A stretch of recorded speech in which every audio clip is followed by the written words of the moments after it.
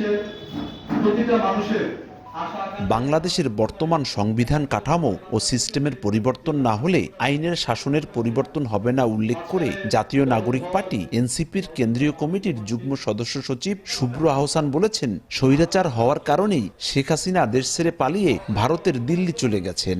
এখন অন্য একটি দল একইভাবে ক্ষমতায় বসতে চায়, সেও কিন্তু স্বৈরাচার হয়ে উঠবে। তাই দলের নেতাকর্মীদের সজাগ থাকার আহ্বান জানিয়েছেন তিনি।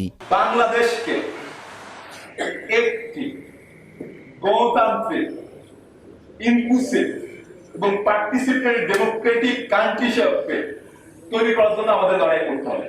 শুক্রবার রাতে মাদারীপুর পৌরসভার হলরুমে উঠানের নতুন সংবিধান নামক সভায় প্রধান অতিথির বক্তব্যে এনসিপির কেন্দ্রীয় কমিটির যুগ্ম আহ্বায়ক অনিক রায় বলেন, আন্তর্জাতিক অপরাধ আদালতে নিয়ম করা হয়েছে গণহত্যায় জড়িত থাকলে রাজনৈতিক দলের বিচার করা হবে, অথচ স্বৈরাচার আওয়ামী লীগের বিচারে কোনো ভূমিকাই নেয়নি বর্তমান সরকার। অন্য বড় বড় রাজনৈতিক দলগুলো এ ব্যাপারে চুপ হয়ে যায় বলেও মন্তব্য করেন এনসিপির কেন্দ্রীয় এই নেতা।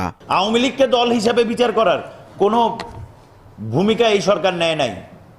আওয়ামী লীগের বিচারের প্রশ্নে আরো বড় বড় রাজনৈতিক দলগুলোকেও দেখা যায় যে চুপ হয়ে যায়। অনুষ্ঠানে আরো উপস্থিত ছিলেন এনসিপির কেন্দ্রীয় কমিটির অঞ্চল তত্ত্বাবধায়ক রাকিব হোসেন, মাদারীপুর জেলার প্রধান সমন্বয়কারী শহীদুল ইসলাম হাওলাদার সহ মাদারীপুর জেলা ও উপজেলার নেতাকর্মীরা।